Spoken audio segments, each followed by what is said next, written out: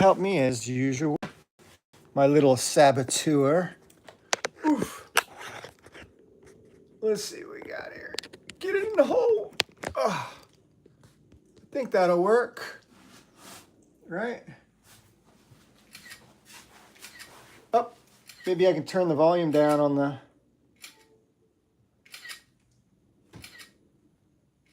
There we go. That's more bearable. That was a request from a Drawing with Cat subscriber, was that I turn the volume down. Okay, how do I do this without creating shadows? I do have this light here. Ugh. Come on, see me. Come on, see me. So let's see.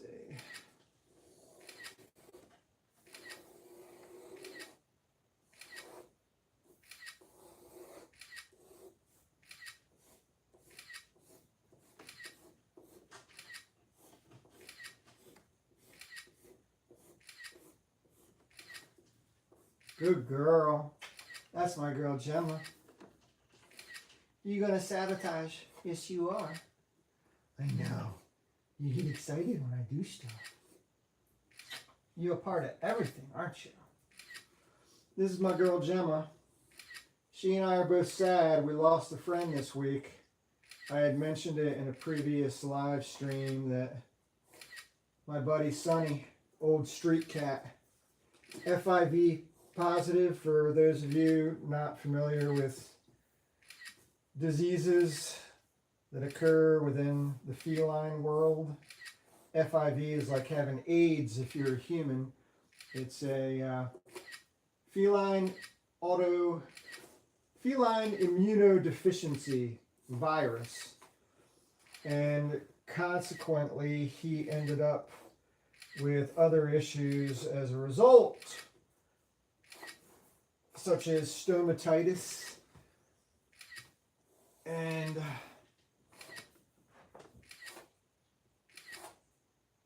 after having all of his teeth removed through 4 separate oral surgeries, he had a couple good years strung together.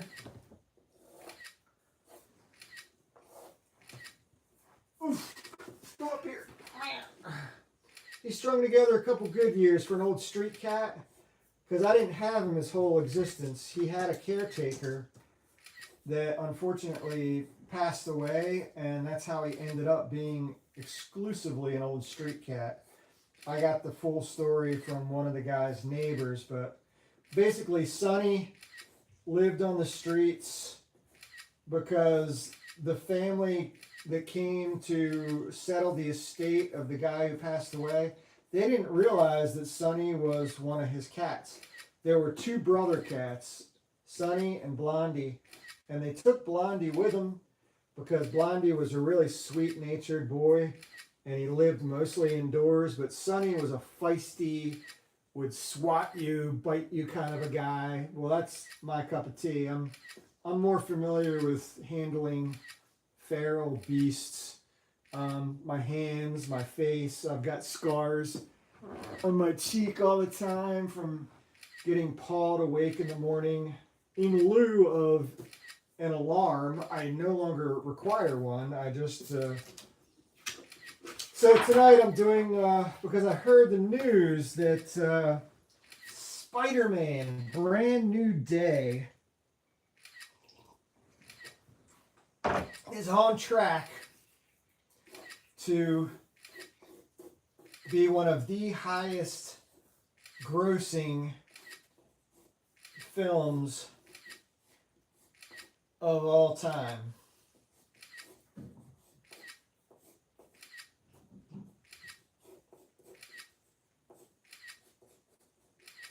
And they're talking about potentially $1 billion opening worldwide, globally, $1 billion opening weekend, which is just quay. But you know, this is what happens when you get a character that is treated with the respect that that character requires, And when the writers who work on these films stay true to the source material, right? So this is going to be my take on. This is not a true Spider-Man drawing. This is like a spider monster drawing.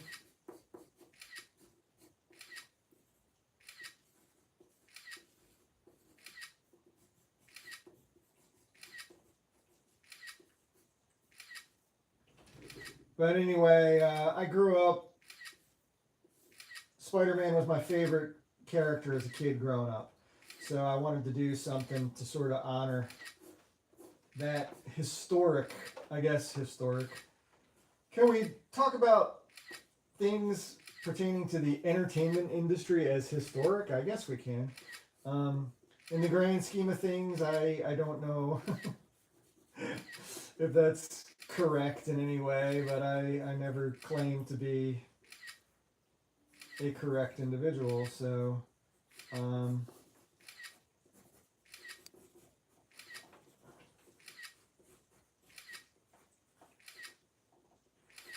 but yeah, so I wrote a little song for this doodle here.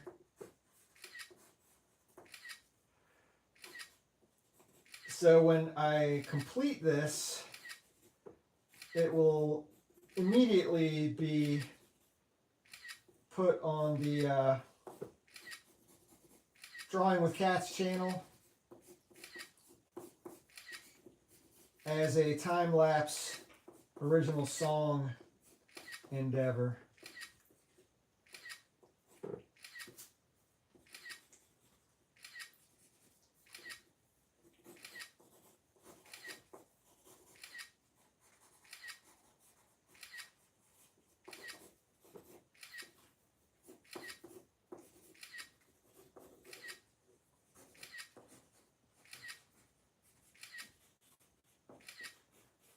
Mustn't pencil too much. I think that can sometimes take away from the thrill, the absolute thrill of winging it. Because when you're flying by the seat of your pants without a plan, it's just much more exhilarating than planning everything out and being proportionally and anatomically correct. That's really for the birds. Either that or it's just indicative of a true lack of talent, which is kind of where I've been steering that. But there are pros that have bad days. And I remember one thing that was an epiphany to me was when I was reading an article in one of the early issues of the Jack Kirby Collector, where Jack Kirby himself, you know, the king of comics, was talking about how, yeah, you know, you're going to have days where, like, just you're not in the mood, or even if you are in the mood, like, nothing is going right, like, you just can't always be 100% spot on all the time with what you're trying to accomplish in the comic book or cartooning industry. So that gave me a little bit of hope. I was like, okay, you know, even these consummate pros are prone to, it just tells you that, you know, we're all mortal, right? Like, we're all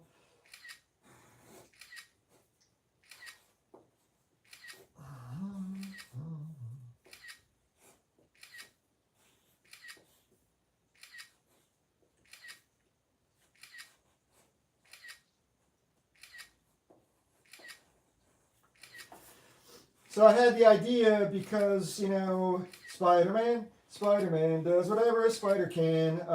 Under the Fair Use Act, I am allowed to hum, sing, whistle, or fart several chords of that song, verses maybe. As long as I don't do the whole thing, I cannot have this struck with a copyright infringement YouTube warning / cease and desist. You're done. Go away. Leave us all alone. Now I'm just babbling. But anyway, so yeah, so I'm getting back on track. So I thought, okay, I can't do that because I'd like to incorporate that classic cartoon theme song along with this drawing, right? But that ain't gonna happen. So I thought, well, because I have a subscription to Suno, I just upped it actually to Suno Premiere. So all you suck-ass Suno people that are still just pro, man, do you suck. Yeah, I had a pro subscription first, and I was loving it. But then I realized, hey, there's more to be got from this particular app, and that would be the ability to edit, I mean, to absolute perfection, your song in the Suno Studio,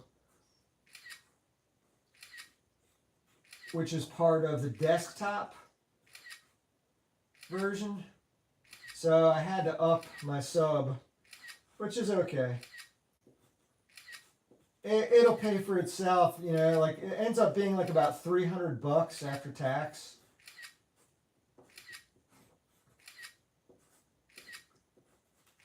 But I've been pretty much writing original songs ever since I signed up for it. So it's definitely, it's not like I'm just sitting around and it's going to waste like a gym membership or something. Okay. So I didn't realize that by sitting in this chair in this position, it was going to put a strain on my lower back. Holy cow. Only one way to learn stuff, though, and that's usually the hard way.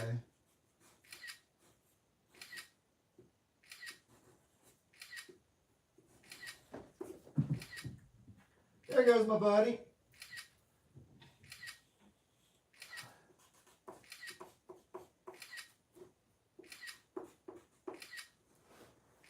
So this is like slash spider slash man spider.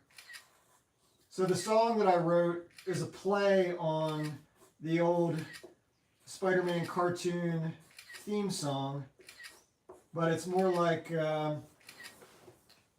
from the point of view of somebody who just witnessed this creature swinging through the city and isn't quite sure what they saw. Nope, I'm still going to cast a shadow. Dang. Oh, I know what I can do. Huh. Why did I not think of this previously? Tonight I'm in a new position, so, which is awkward. Most of the positions I find myself in are awkward in life. But I mean, I'm using this like comfy chair. So now I can use this as an additional source here of lights. Make it brighter. There we go. Okay. I think I can hop right into inking it now. What do you think? Gemma, where'd you go, girl?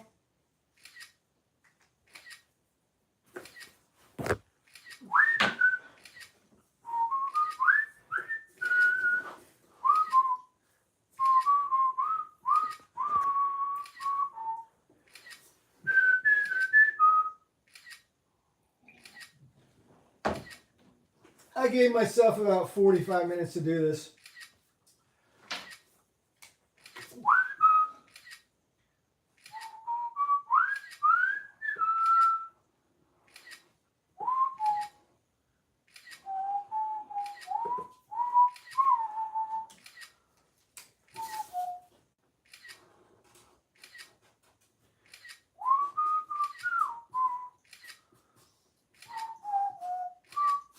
I do remember quite vividly when I was a kid growing up, one of my favorite storylines back when Stan Lee was still writing Spider-Man was the storyline that introduced Morbius the vampire. And it was one where Peter Parker was trying to cure himself of his radioactive affliction. You know, this was a really unique original concept then. It's been done many, many times by many writers and artists since Stan the Man Lee. And in this case, it was Gil Kane was the artist, fresh off of an incredible run at DC Comics, where he'd done Green Lantern for many years and was already becoming one of Marvel's top cover illustrators. In fact, Gil Kane, after he left being the regular penciler for Spider-Man, he transitioned into being exclusively a cover artist for Marvel. So there's that one little time period. It's an incredible time period.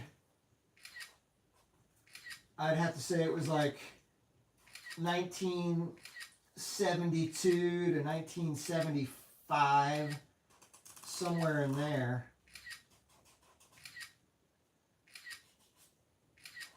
where Gil Kane was churning out incredible cover art.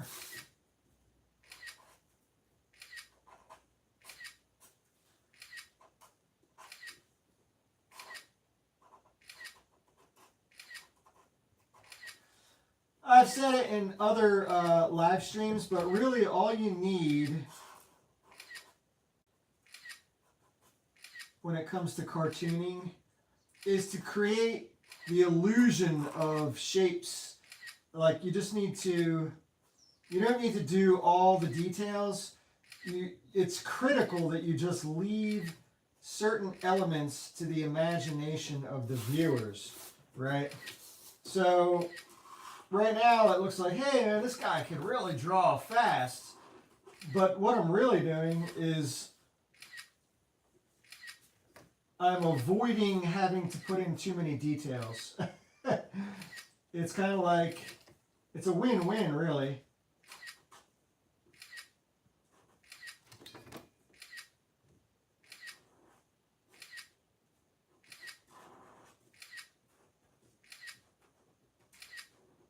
I wanted to do this drawing a little bit earlier tonight, but I had somebody try to contact me in a phone call, and I wasn't available. I was washing dishes in the kitchen, and then I called them back like immediately, like within 2.5 minutes. I called them back, and then they weren't available, so it's like, dang. And then we played a little phone tag, and then by the time I actually got a hold of him in a message, he's like, oh, I can't talk now, but can I call you in 5 minutes? Well, then like a half an hour went by, and I'm like, ugh. I had already wanted to have sat down and knocked this out, because I also have to write a song for my landlord this evening. He's having bad experiences with an internet cable provider, and so we're collaborating on a song to trash OptiCrap. OptiCrap is the name we came up with, which is a stand-in for the name of the actual. I'm not sure if I should color this one or not, but I'll leave that option open.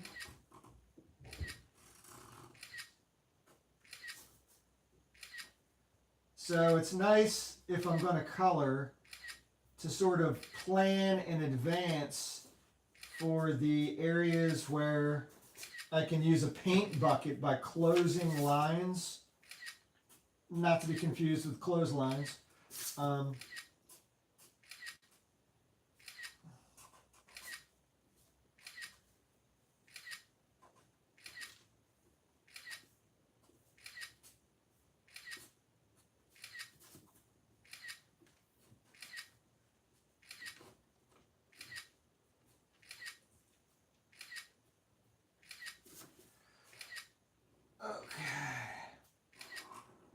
So by kind of drawing this amalgam character,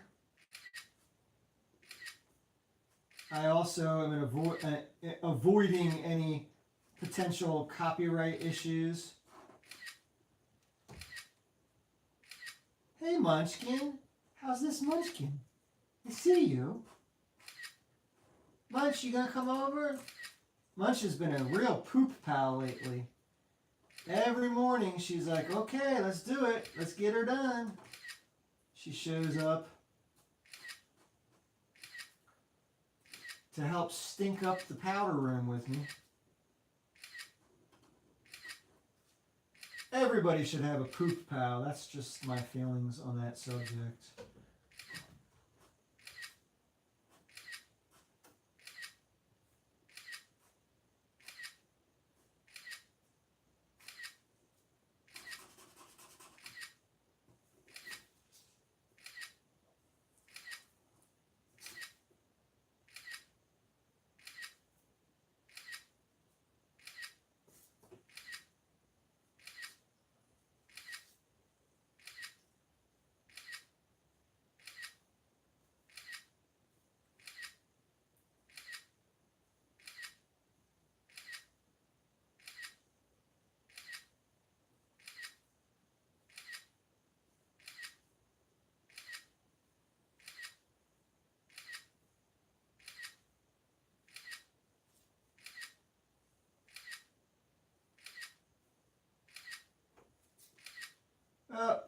Probably should have used the skinnier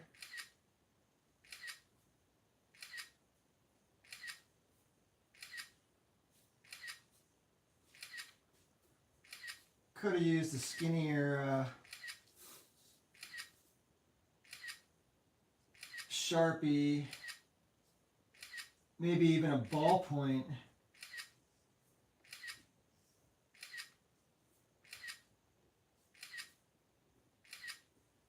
Pen to have drawn these webbings.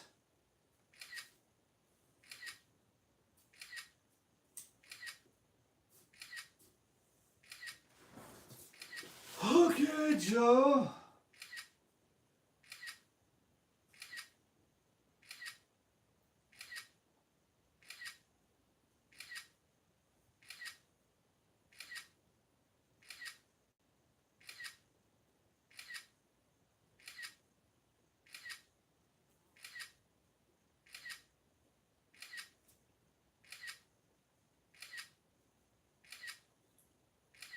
So that Morbius, it was a 3-part story, I believe, which was another thing that was kind of cool. I mean, Stan Lee and Steve Ditko, the original Spider-Man creators, had already been doing some multi-issue storylines. But then when Jazzy John Romita took over as the lead artist, they did more multi-part stories, and I really liked that because it felt like they could actually... I thought it was more the opposite of limiting. I thought it was, they could really give a certain concept a full treatment as opposed to just like a quick... We've got to wrap this up all in 24 pages. See, the old comic books were 24 pages. And then somewhere along the way, they lost a couple pages. The price stayed the same. But it's kind of like when the potato chip bag shrinks, Everybody noticed. It was a big deal. It's like, what are you doing? You know, you're trying to tell us that, yeah, it's the same cost, but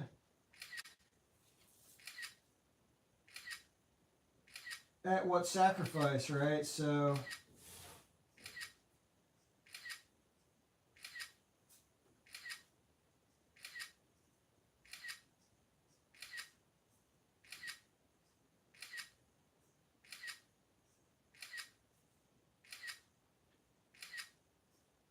it felt like that whole Morbius saga, they really did a great job developing, you know, walking Peter Parker through this whole attempt to cure himself of his radioactive blood disorder. And see, that's how Morbius got involved, is because Morbius was also dealing with a blood disorder. So they kind of bundled these disorders into like one storyline. It was pretty cool.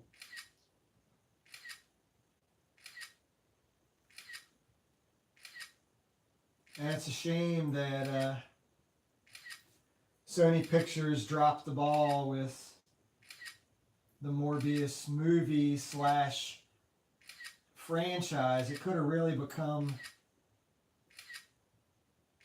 more than just a one-shot film.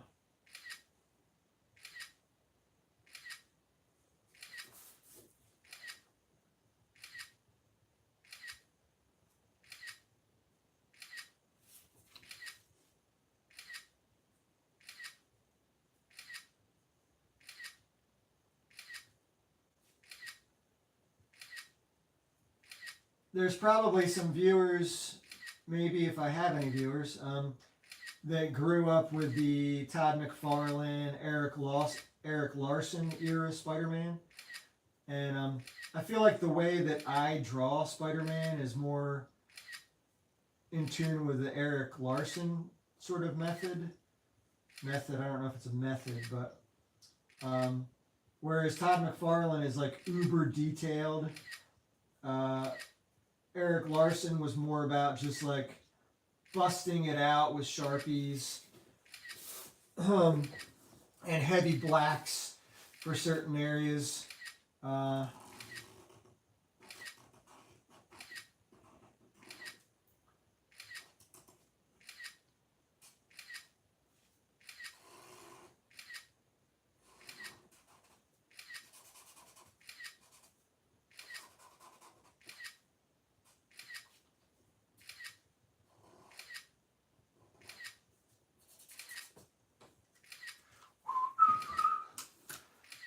Oh, here comes the big boy. Marker, that is. So if anybody is in fact tuning in, I apologize for not being able to answer. But hey everybody, how you doing? I just have not yet purchased the software. It's a two-part software. I researched it, and I can't remember the name of the software, but it basically enables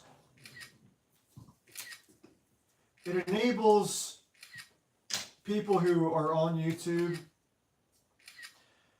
to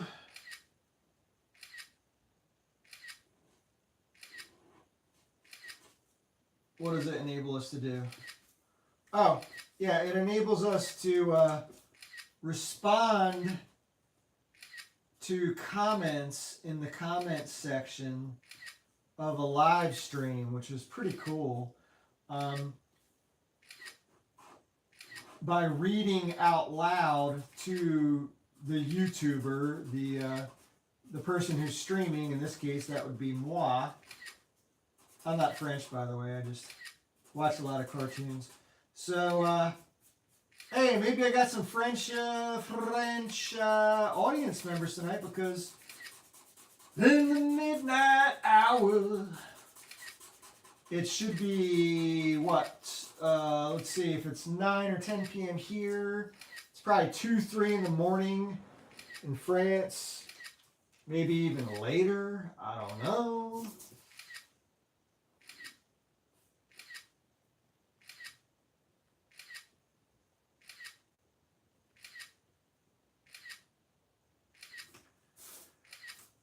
And might as well finish the funky ass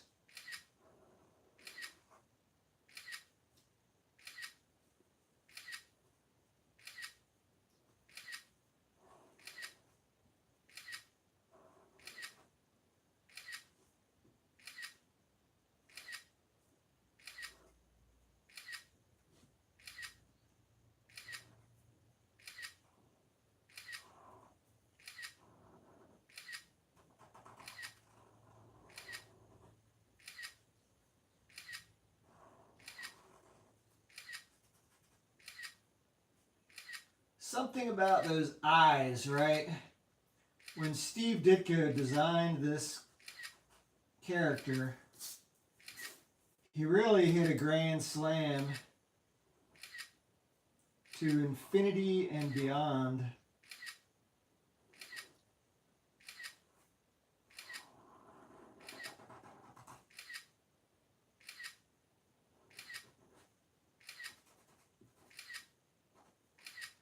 It's been pointed out by some that Spider-Man's eyes are reminiscent of the aliens, like the classic I've been abducted and probed in the rear end aliens. Those aliens, you know who I'm talking about.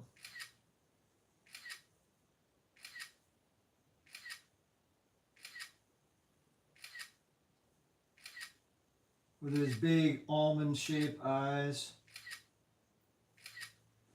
Like Whitley Strieber could have co-created this character.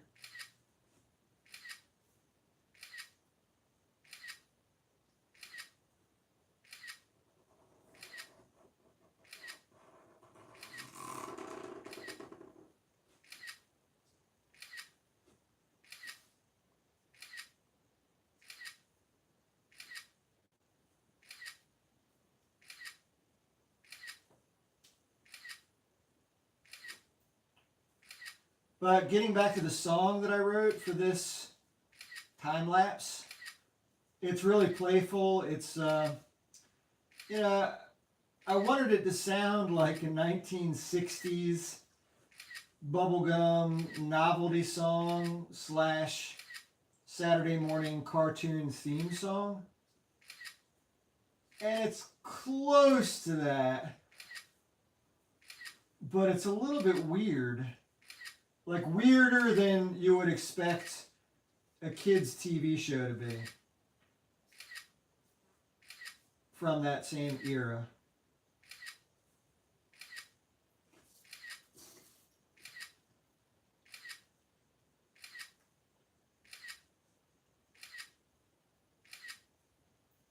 I chose not to do this in brush tonight because I wanted to see if I could knock it out in 45 minutes. Looks like it's going to be closer to an hour now. I don't know how I could have possibly forgotten that Spider-Man requires major the webbing, you know.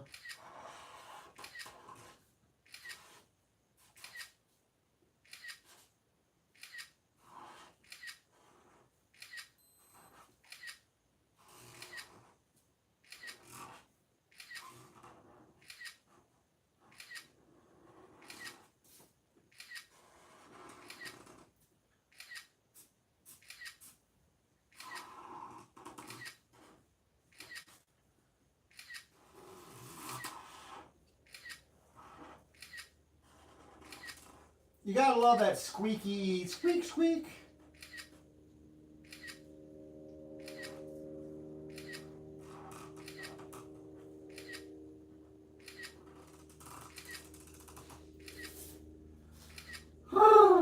Okay.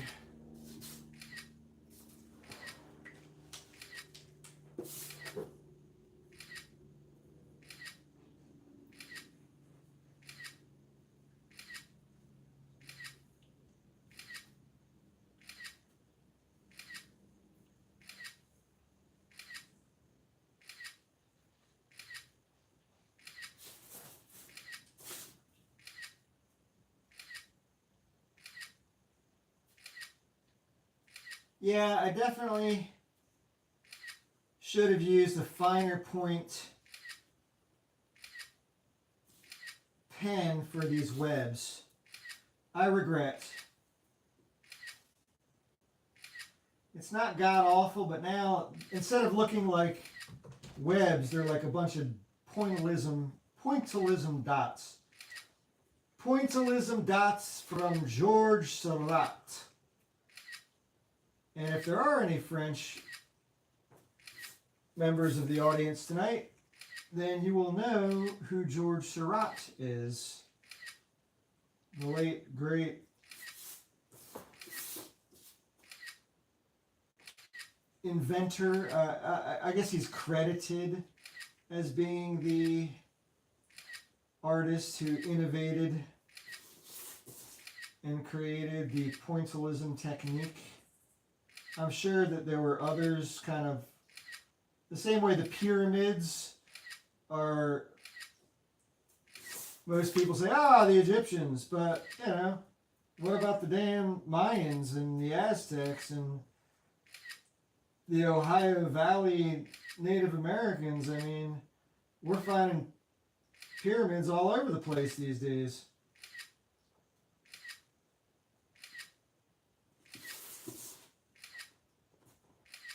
Uh-oh. I lost track of which way the webs go.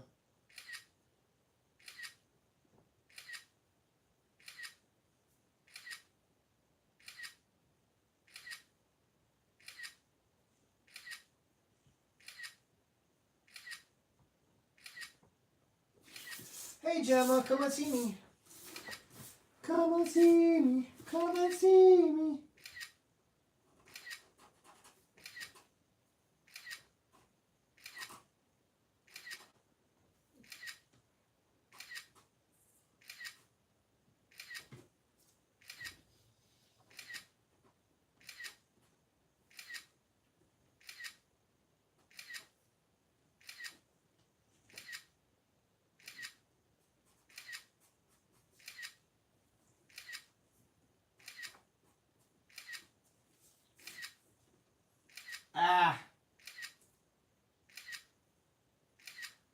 I screwed up. Oh well, I can add some, what's that stuff called? It's not black, it's the opposite, and it's, comes in a little bottle and you shake it up and, okay.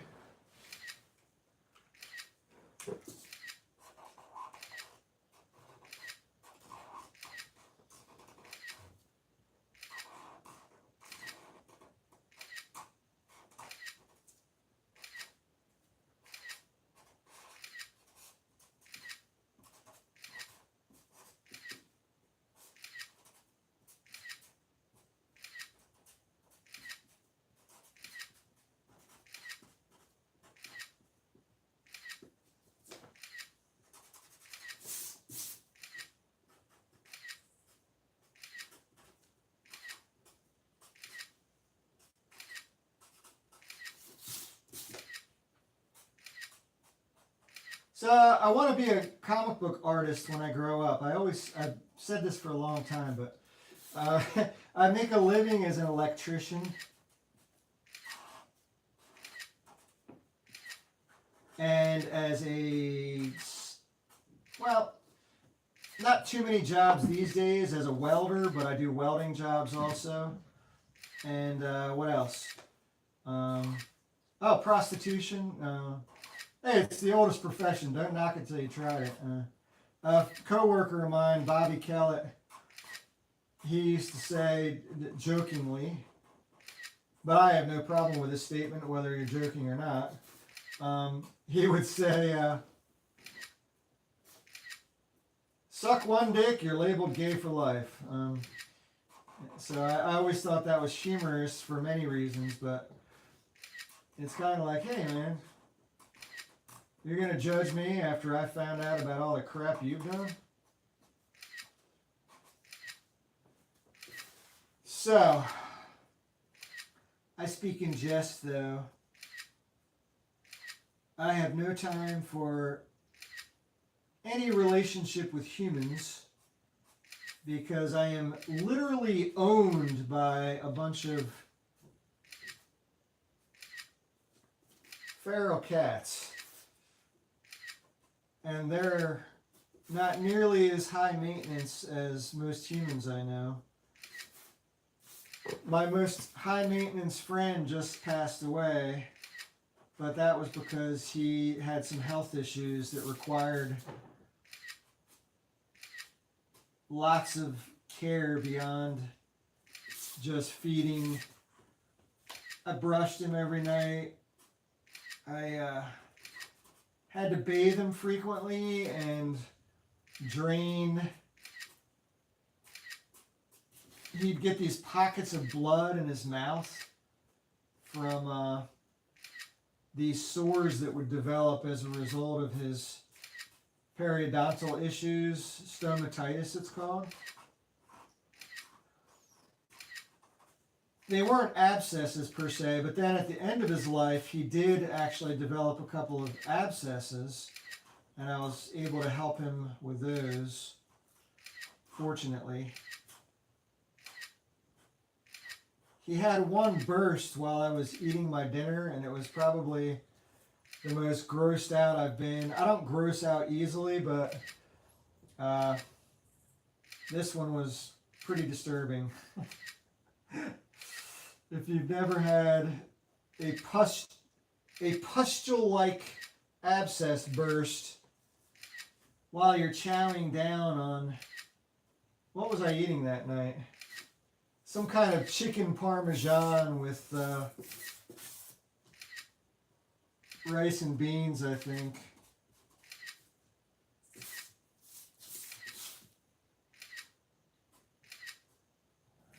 But his suffering is over now, so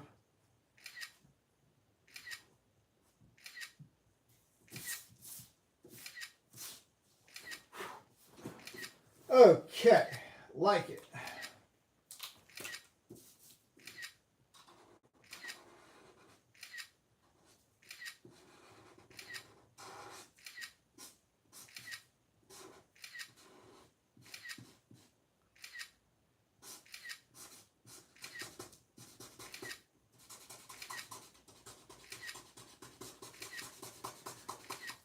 Whoever invented large markers, wow, that's my kind of human.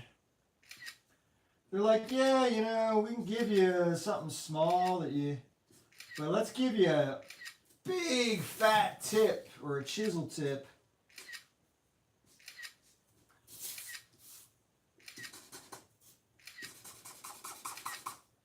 And let you go hog wild. And I live in an area where the hogs are very wild. They eat a lot of hogs where I live too. There's literally a place called Hog Heaven about 3 miles from where I'm sitting. Come on, Cubby. I hear my buddy Cubby talking it up on the porch. He gets excited when he sees or hears something going on outside. So I don't know what that is.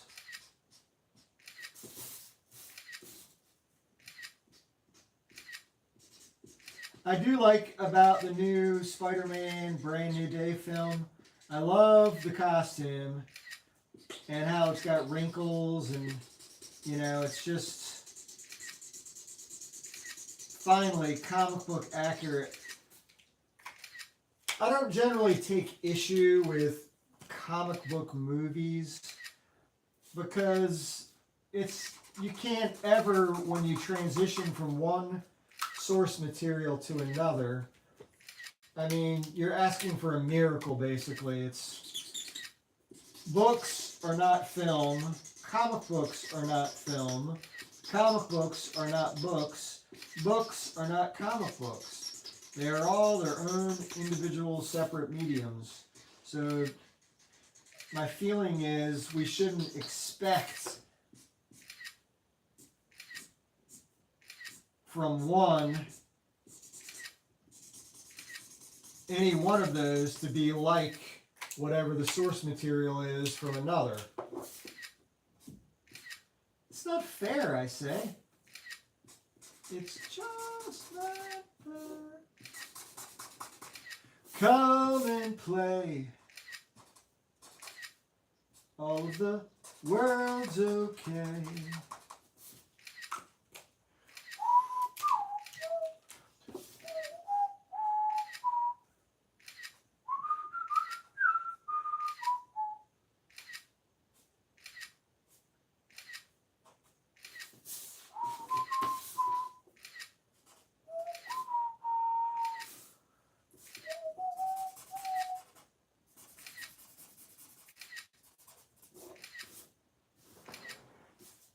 Oof.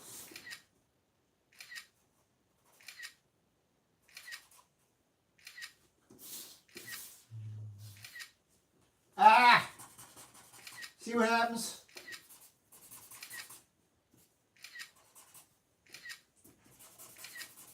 Sometimes you just got to go all black. All right. Getting down to the short rows, as they say.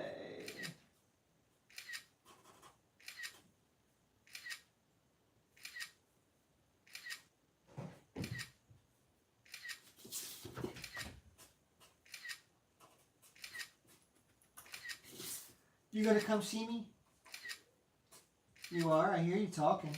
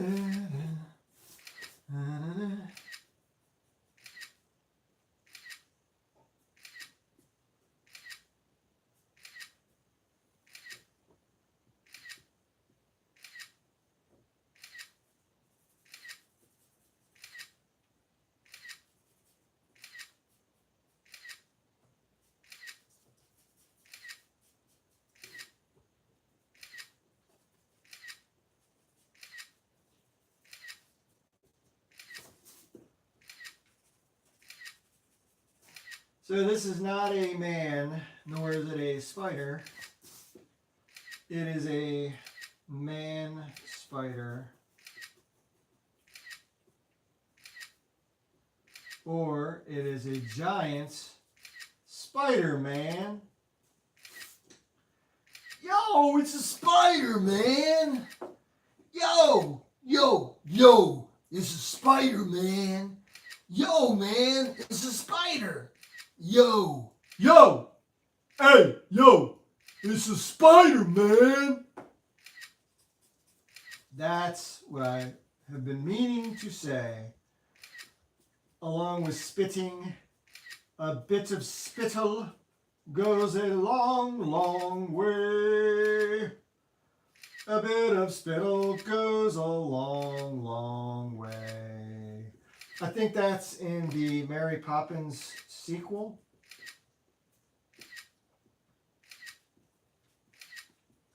Or no, I'm sorry, that's Virgin Mary Poppins. That was a XXX movie. Hopefully I'm not going to hell for that joke. Well, anyway, if I do go to human hell, perhaps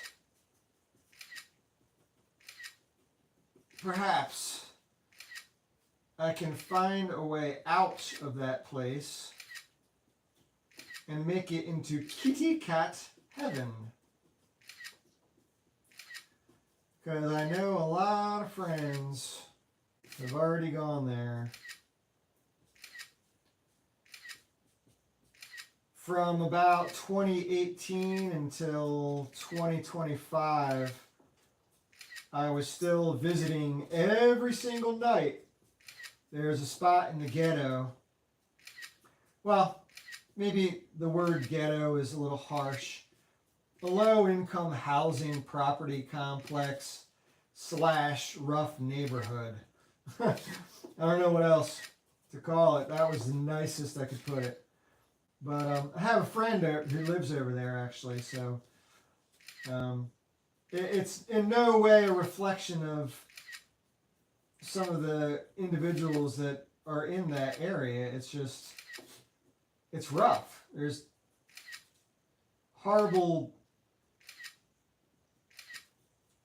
highways surrounding the place.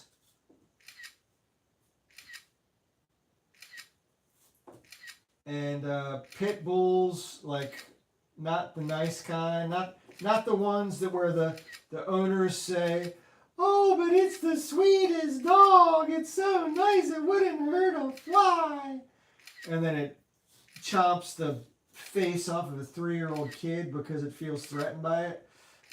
That's the kind of neighborhood I'm talking about, where the dogs are chained to cinder blocks. Yeah, so anyway, I've actually called the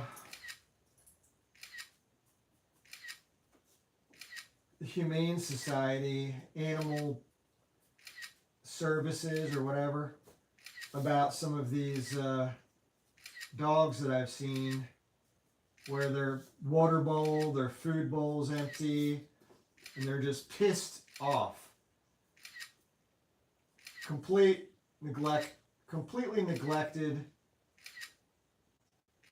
abandoned, rejected. Why even bother to have a pet?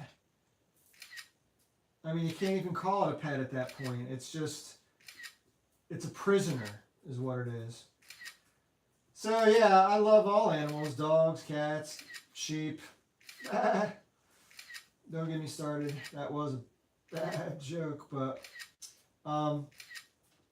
yeah, so this is a rough neighborhood, and from like 2018 until 2025, I was still going over there nightly, feeding a bunch of my friends who were all who I previously, early on in our relationship, trapped, aka captured, and had spay and neutered.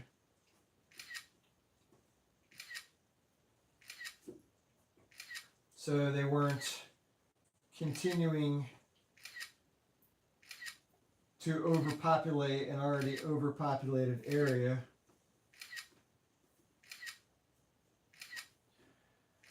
But then the last of my feral friends, Tommy Boy, passed away in middle of the summer. Like, it's been just about a year, 2025.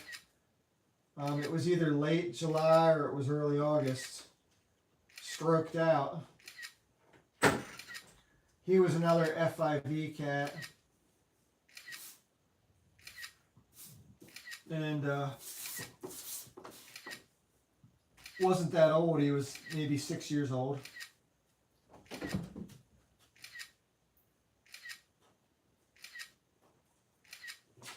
You gonna come see me? Come here. Gemma. I just gotta sign this, Gemma. Look at you. Okay, Gemma said it's time to get going because I've got other stuff to do, but what is today's date? Lord have mercy.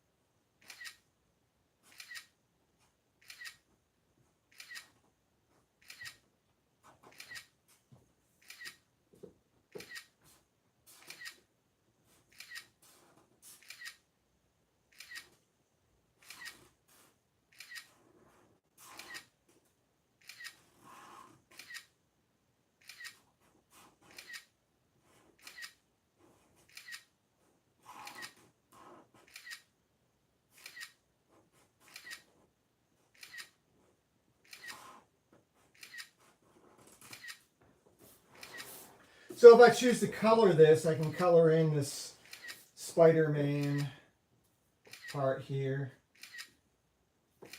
Right, Gemma? Gemma came from this rough neighborhood that I was just talking about. She is a survivor. She made it out. She won my heart. But really, it was... I saved her life because she was dying under a house. She had an infection. I didn't know it at the time. I just knew that she was injured in some way. And I was able to bag her and get her to the vet. Turns out she had 2 bite wounds. She was bitten on her butt really badly and bitten on her tail, and she almost lost her tail. Very fortunate to have saved her tail. But yeah, so mucho antibiotics and a surgery to repair these wounds and an abscess that had to be drained. But she'd been living for about 3 weeks under a house, slowly dying, subsiding on spider crickets. Talking about spider stuff. Spider crickets, they're just these little insects, kind of like grasshoppers, that they hop around and they're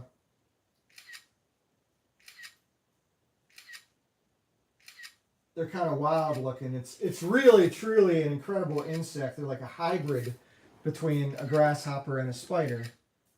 But I do believe they are actually a form of grasshopper, not a form of spider, if that makes any sense. Anyway, so she was living off of these spider crickets under this house in the summertime, and she was freezing her butt off because even though it was a hot, humid, typical, nasty-ass North Carolina summer, she was under this lady's house, and unbeknownst to the lady, a couple sections of ductwork had come unattached. And so all this cold air was just rampantly blowing everywhere under this woman's house. She was wasting all this energy trying to cool her home, wondering why her electric bill was so high. So I fixed that for her while I was under there, found Gemma, and couldn't catch her the first couple tries. Eventually, after getting permission from the lady to feed her every night, because I used to feed her on the other side of a fence over where the low-income housing units were, but this lady's house was on the other side of the fence in a neighborhood with old 1930s, 1940s style houses. So I think I will color this one just so we can get some delineation. But anyway, Gemma was freezing her butt off under this house, living on spider crickets, terrified of the boar cat. Even though the boar cat had already been neutered, I trapped this boar cat and had him neutered. He was just an asshole, terrorizing the whole neighborhood. So anyway, I think that's about as much as I can do for this drawing session for Spider-Man / Man Spider. And yeah, I'm going to take like a high-res pic of this and I'll do a real quick coloration of it. Maybe I'll drop in a photo in the background of like something ethereal, spider-webby, wispy, and then just do the classic blue and red with some lighter colored, maybe magenta to match my shirt here. But Gemma, what do you think? Is it time to say goodnight to people from France? I'm guessing that maybe we got a couple French viewers. That's the best I can do. Let me see. Ugh. There we go. Come on. It's a struggle. Whoops. There she is. Yeah, so look out on the channel, Drawing with Cats, in about, I'll do the black and white time-lapse version first with the song, but then maybe I'll do another rendering of a different man spider slash spider man. Spider man. Is it a giant spider man? It's a spider man, comma, man. I'll do a colored version maybe in a couple days. So, not too bad for a 1 hour and 27, 28, 29, 30. Okay, we've proven that I know how to count. That's about it. Anyway, yeah, let's sign off. And in about 2 and 2, because I used to watch Love Connection with Chuck Woolery. 2 hours and 2 minutes, we'll have a time-lapse version with the original song Spider, comma, man.